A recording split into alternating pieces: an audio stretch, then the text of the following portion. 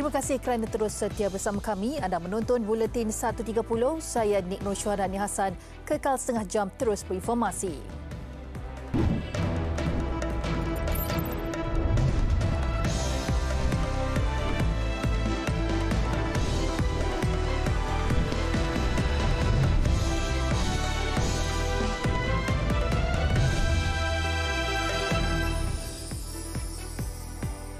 Proses penamaan calon di Tenem kecoh, saingan pelbagai penjuru di semua kerusi.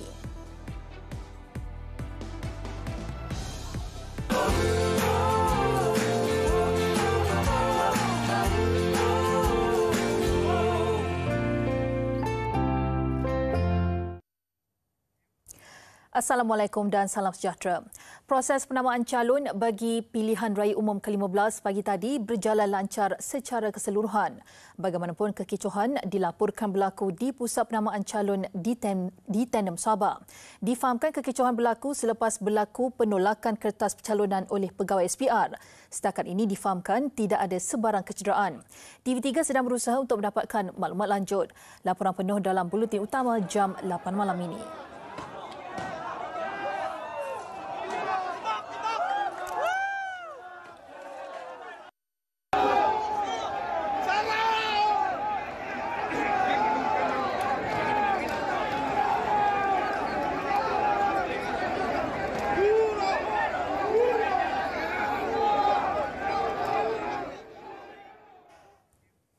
Sebaik selesai proses penamaan, kini tempoh berkempen kini bermula. Di Bera, Perdana Menteri Datuk Seri Ismail Sabri Yaakob mengingatkan semua pihak agar berkempen secara berhemah dan tidak mencetuskan persengketaan dan perpecahan dalam kalangan rakyat. Dan untuk mengikuti perkembangannya, kita langsung bersama Fazli Ahmad. Silakan Fazli. Okay, terima kasih Syuhada, dan sebentar tadi telah berlaku proses penamaan calon bagi P090 dan bersama saya adalah calon BN bagi P090 yang berhormat Perdana Menteri sendiri. Mungkin Datuk Seri, proses penamaan calon telah pun selesai pada hari ini. Apakah nasihat dan juga pesanan daripada Datuk Seri kepada penyokong-penyokong parti yang bertanding pada ini? Okey, seperti kita tahu, semua yang bertanding mahu menang. Penyokong mahu calon mereka menang. Tapi dalam pada kita berkempen untuk menang, saya harap kita kekalkan suasana harmoni yang selama ini terdapat di dalam Parlimen Bera ini. Ya, jaga disiplin, jangan membuat provokasi, jangan terlalu menyentuh soal peribadi. Berkempen dengan cara yang sihat, berikan tawaran kepada pengundi apa yang akan kita lakukan kalau kita terpilih sebagai ahli parlimen. Saya ingat kalau kita boleh kekal dengan cara kekeluargaan seperti yang kita ada sebelum ini, jadi tidak ada bezanya lah kalau dulu dengan sekarang, waktu pun 2 minggu ni untuk berkempen untuk menang.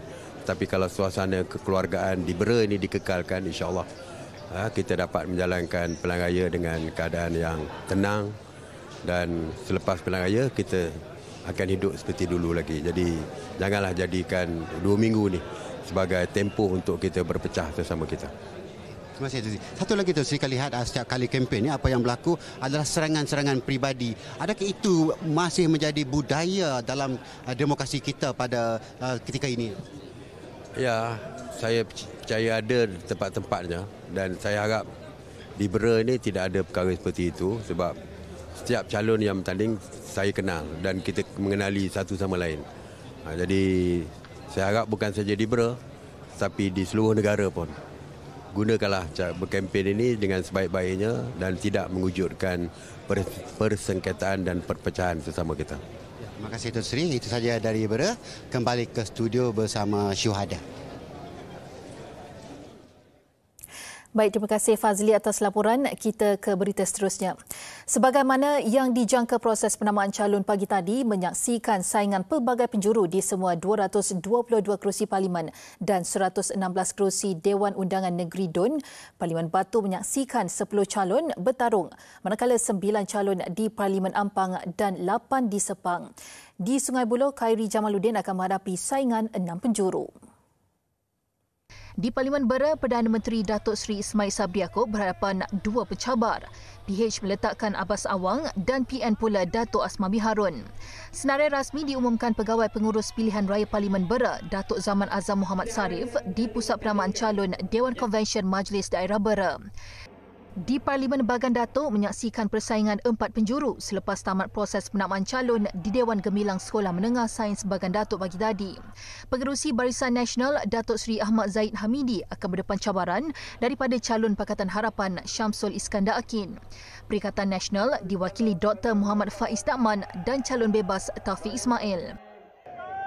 Di Parlimen Air Hitam, Presiden MCA Datuk Seri Dr. Wika Siong yang mempertahankan kerusi berkenaan akan ditentang calon PH Sheikh Umar Baghrib Ali dan calon PN Muhammad Syafiq Aziz. Di Parlimen Siput, Presiden MIC Tan Sri S.A. Vineswaran bakal berdepan 6 calon lain. PH meletakkan SK7, PN Datuk Seri G. Irudianathan, Pejuang Ahmad Fauzi Muhammad Jaafar dan 3 calon. Di Parlimen Titiwangsa, calon Barisan Nasional Datuk Seri Johari Abdul Ghani berdepan saingan 4 penjuru. 3 lagi calon lain ialah Khalid Abdul Samad mewakili PH, Datuk Khairuddin Abu Hassan Pejuang dan Dr. Rosni Adam PN. Kerusi Parlimen Titiwangsa disandang Datuk Seri Rina Muhammad Harun yang kini bertanding di Parlimen Sepang. Sementara itu, hasrat seorang pesara swasta yang juga orang kurang upaya OKU Penglihatan untuk bertanding atas tiket bebas di Parlimen Titiwangsa tidak kesampaian apabila tidak sempat menghantar borang pencalonan kerana lewat tiba 2 minit. Habib Bourguiba Abdul Hamid, 53 tahun, tiba di Pusat Penamaan Calon SMK Amiruddin Baki pada jam 10.02 pagi. Beliau mendakwa kelewatan disebabkan kesesakan jalan raya dan beberapa jalan ditutup berikutan hari penamaan calon sekaligus menyukarkan pergerakannya. Pegawai Pengurus Pilihan Raya bagi Parlimen itu kemudian menjelaskan beliau terpaksa menolak permohonan itu berdasarkan peraturan yang perlu dipatuhi. Sementara itu, kerusi Parlimen Batu menyaksikan pertembungan 10 penjuru. Penyandang kerusi itu, P. Prabakaran, yang pernah menjadi calon termuda pada PRU 2018, akan mempertahankan kerusi berkenaan mewakili PH. Beliau akan dicabar bekas naib Presiden PKR, Tian Chua, yang membantunya pada PRU ke-14 yang lalu selepas pencalonannya ditolak kerana sabitan satu kes mahkamah. Tian Chua yang pernah menjadi ahli Parlimen Batu selama 2 penggal bertanding atas tiket bebas. Pertembungan di kawasan itu juga menarik dengan penampilan beberapa muka baru dan popular. Antaranya pempengaruh media sosial yang juga ahli perniagaan Nur Fatia Syazwana Syahrudin yang lebih dikenali sebagai Cleopatra dan peguam kontroversi Siti Kasim yang turut bertanding atas tiket bebas.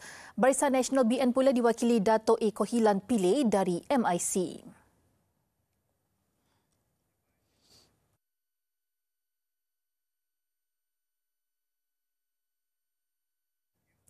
Naib Presiden Parti Pribumi Bersatu Malaysia Bersatu Datuk Seri Ronald Kiandi tampil mempertahankan kerusi Parlimen P183 Beluran dengan tiket Perikatan Nasional PN.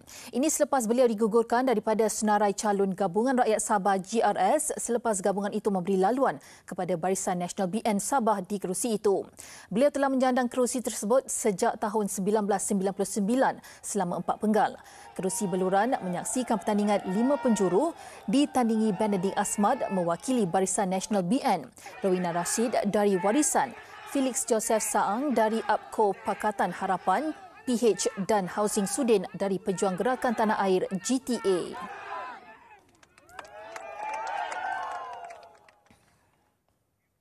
Kerusi Parlimen Tambun menyaksikan pertembungan 4 penjuru membabitkan Barisan Nasional BN, Pakatan Harapan PH, Pejuang dan Perikatan Nasional. Calon PH Datuk Seri Anwar Ibrahim yang berpindah kerusi dari Parlimen Port Dickson dijangka memberi saingan sengit kepada penyandangnya, Datuk Seri Ahmad Faizal Azumu yang juga Timbalan Presiden Bersatu. Datuk Seri Anwar tiba di Pusat Penamaan Calon Parlimen Tambun di Institut Latihan Perindustrian Ipoh dengan diiringi penyokong. Manakala Datuk Seri Ahmad Faizal diarak oleh penyokong yang hadir seawal jam 8.15 pagi. Kedua-dua mereka dicabar calon BN Datuk Aminuddin Muhammad Anafiah dan calon Pejuang Abdul Rahim Tahir.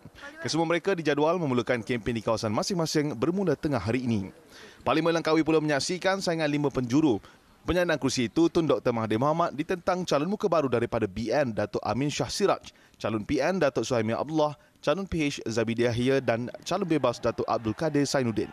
Pengerusi Parti Pejuang Tanah Air Pejuang berkenaan menjadi calon tertua PRU15 yang bertanding mempertahankan kerusi parlimen itu pada usia 97 tahun. PRU15 bagi Parlimen Pagong menyaksikan saingan 3 penjuru yang membabitkan pengerusi PN Tan Sri Muhyiddin Yassin, calon BN Datuk Sri Razali Ibrahim dan calon Pakatan Harapan PH Iskandar Shah Abdul Rahman.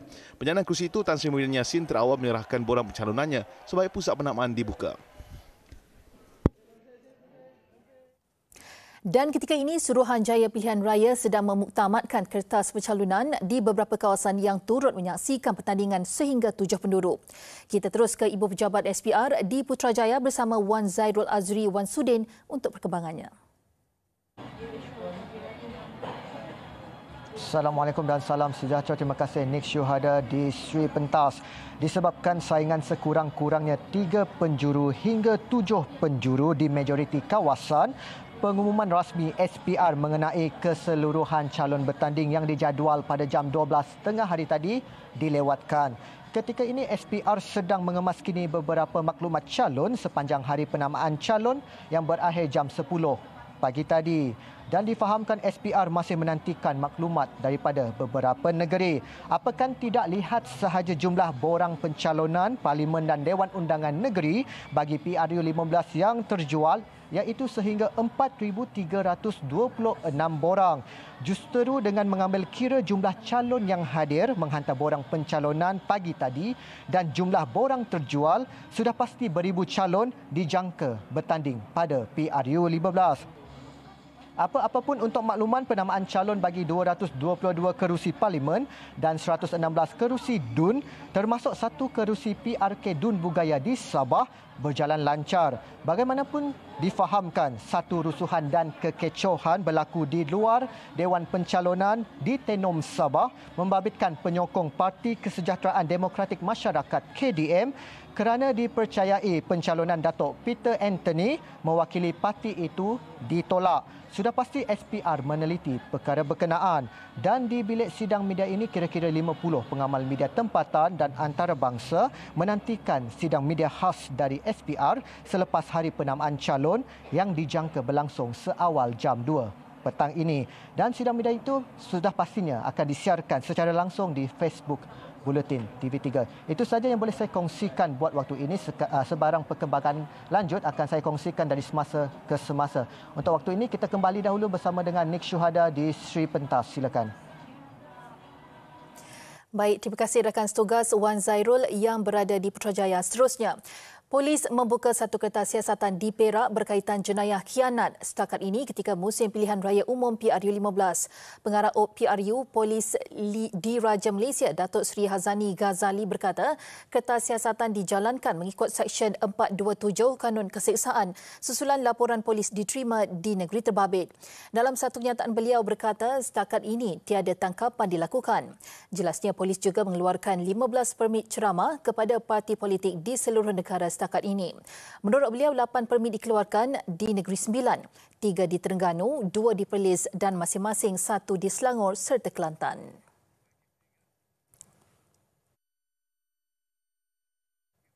Seorang lelaki maut manakala seorang lagi cedera parah selepas motosikal ditunggang kedua-dua mereka bertembung.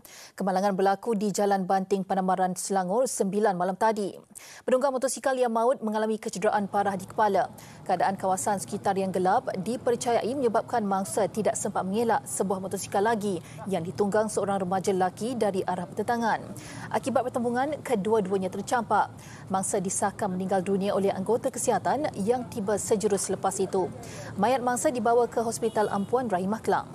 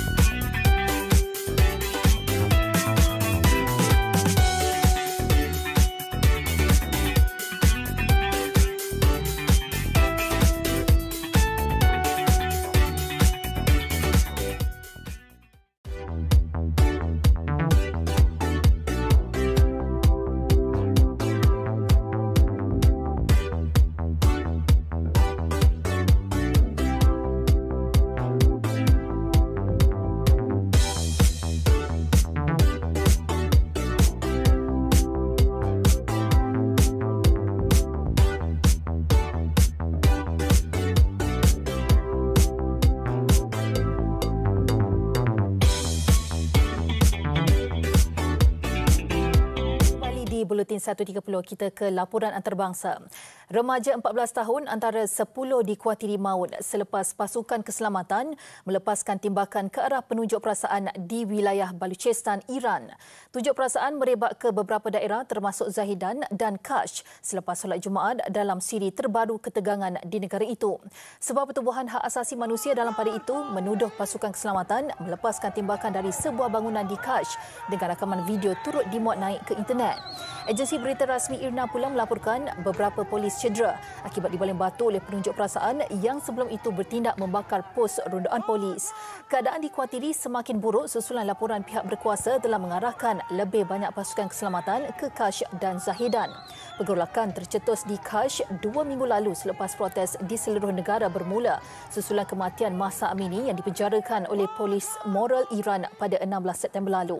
Ketegangan yang tercetus telah mengorbankan hampir 300 nyawa setakat ini.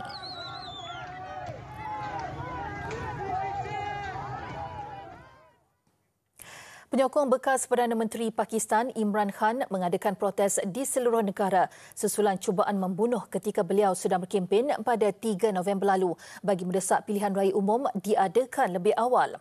Ramai yang hadir menjekat laluan dan membakar bahan buangan di jalan raya di bandar-bandar utama, antaranya Peshawar dan Karachi.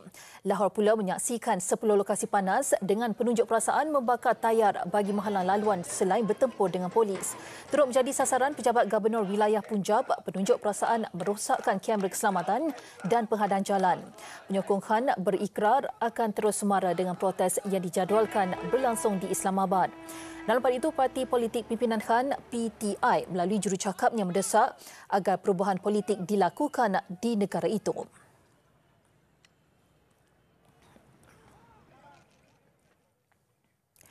Bayi 12 bulan antara 7 terkorban akibat hujan lebat dan banjir lumpur yang melanda timur laut Venezuela.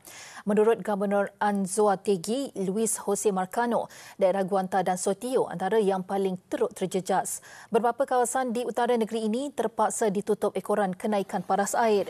Kerajaan dalam pada itu menghantar pasukan khas termasuk anggota penyelamat ke lokasi sebagai usaha membantu penduduk terjejas.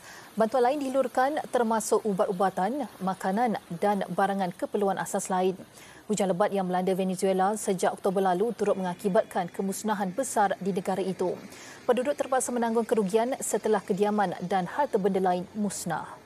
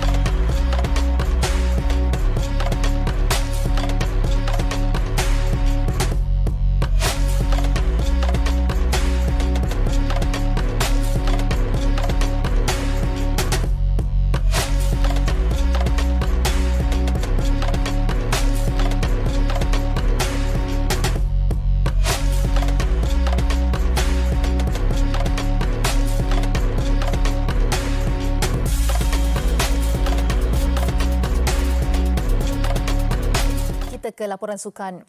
Kejohanan hoki Piala Sultan Azlan Shah di Ipoh Perak, perlawanan membabitkan Malaysia dengan Afrika Selatan malam tadi terpaksa ditunda ekoran hujan lebat yang berterusan.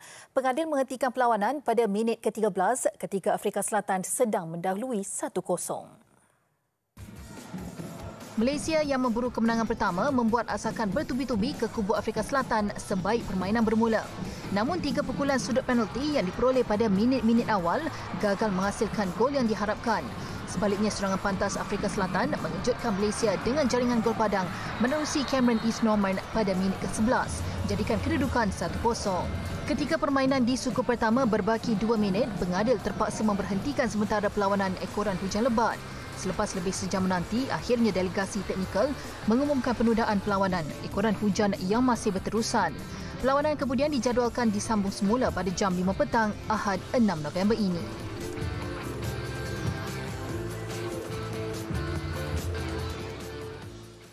Jepun melakukan kebangkitan dramatik untuk mengikat Pakistan seterusnya berkongsi mata pada kejohanan hoki Piala Sultan Azlan Shah. Bagaimanapun, skuad bimbingan Siegfried Aiman terlebih dahulu di hadapan dengan jaringan 2-0 pada separuh masa pertama. Selepas seri dengan Malaysia pada perlawanan sebelumnya, Pakistan mempamerkan permainan kemas dan pantas di awal permainan. Asakan yang dilakukan akhirnya membuahkan hasil apabila Muhammad Sofian Khan berjaya menjaringkan gol pertama pada minit ke-17 menerusi pukulan sudut penalti. 2 minit berselang, Sofian Khan sekali lagi meledakkan gol kedua juga menerusi pukulan sudut penalti. Namun anak buah Akira Takahashi tidak mudah mengalah apabila terus menggandakan serangan pada separuh masa kedua permainan. Usaha mereka berhasil apabila Kentaro Fukuda menjaringkan gol pada minit ke-43 untuk menjadikan kedudukan 2-1. Berbaki 5 minit permainan, Kosei Kawabe berjaya menyamakan kedudukan menerusi gol padang. Tamat permainan, Pakistan 2, Jepun 2.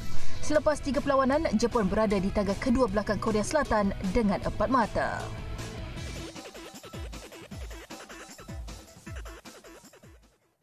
Persatuan Badminton Malaysia BAM memaklumkan beregu campuran negara Chan Peng Sun dan Chia Yisi membuat keputusan untuk meninggalkan badan induk itu pada 30 November ini.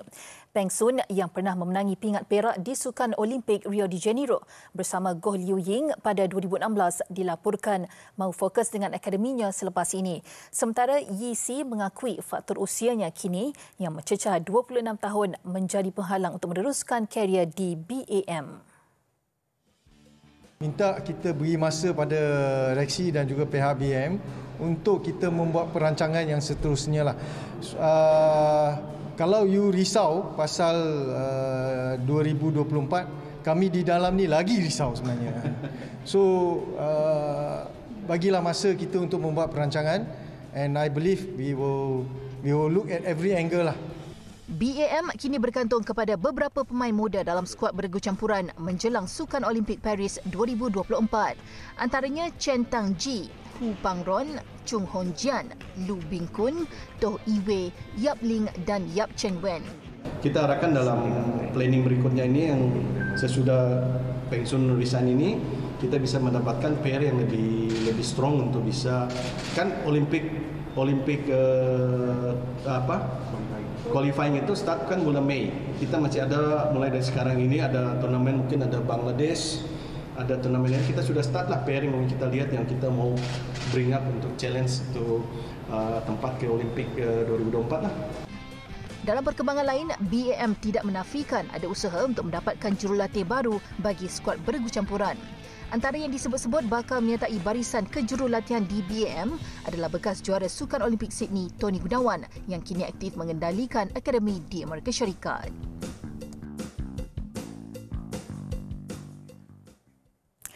Dengan itu, sekian Buletin 1.30, suasana sekitar pusat penamaan calon PRU15 kami kongsikan sebelum berpisah. Saya Nik Nur Syuhadani Hassan. Assalamualaikum dan salam hormat.